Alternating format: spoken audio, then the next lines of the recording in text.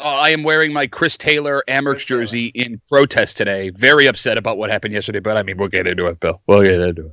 Well, there's no time like the present. I was stunned to see it come out of nowhere. 3 weeks ago, they tell Jason Botterill that he is still the general manager of the Buffalo Sabres. Now he's gone, and just about everyone that he knows is out of the organization.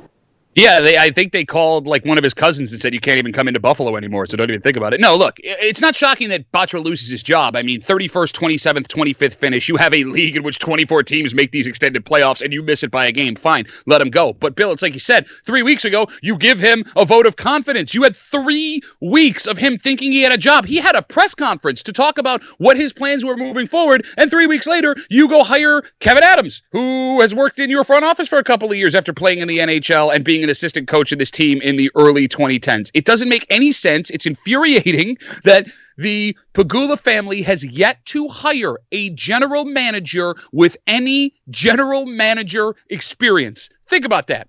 You had a team rebuilding from the bottom up for the last 9 years. And you have not hired anybody with the experience of the job you're hiring them for. But here's the thing. The Sabre stuff, I can let slide. I understand it. What happened in Rochester on Tuesday is unforgivable. They blew out the entire Rochester American staff. Chris Taylor is a great hockey coach. Not only is he an Amerks legend, not only is he a great guy, he's a great hockey coach. Chris Taylor is going to be an NHL coach one day. And there's going to be a time, 15 years from now, when 25-year-old Sabres fans are going to look and go, wow, Chris Taylor was in the system here at Buffalo. Why did he not get a shot at the job? He's Mike Keenan. He's John Tortorella.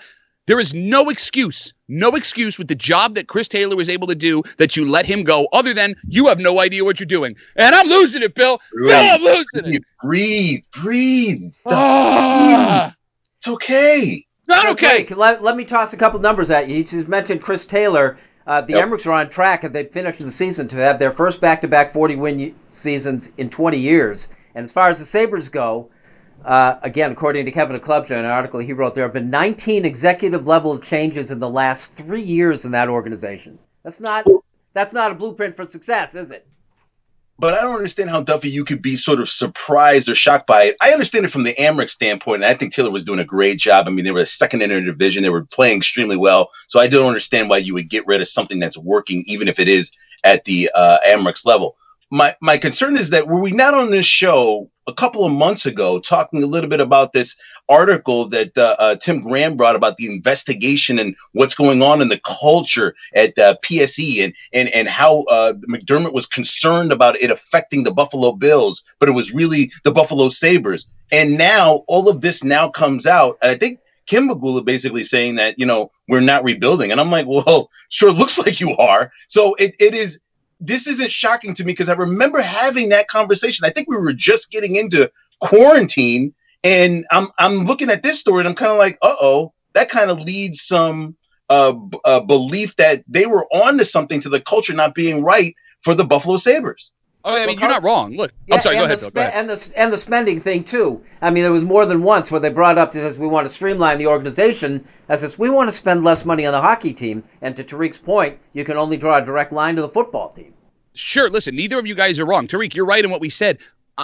In my wildest dreams of dysfunction, I did not think what happened yesterday was possible. I mean, you're reading national hockey writers. They were the news all over the place yesterday, and not just because nothing was going on. Multiple NHL writers saying what happened Tuesday, is something they had never seen before. Unprecedented. Like, anybody that Jason Botterill shook hands with gets shown the door. And here's the thing that boggles my mind the most, and what I cannot reconcile, all right?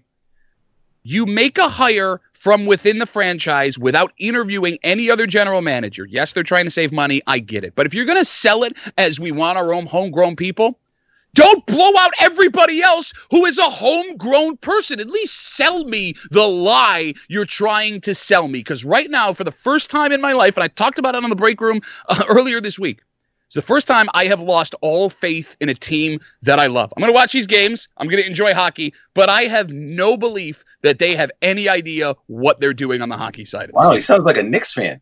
I hate it. Tariq. Now I know how you feel. Hey, just for the fun, Duffy, please don't do this, but anybody else who's a Sabre fan, Buffalo Sabres and culture. Go Google it and see how many articles you'll read that led up to this point. Don't listen to this man. Do not do what he says. My wildest dreams is dysfunction. That's the line of the show so far.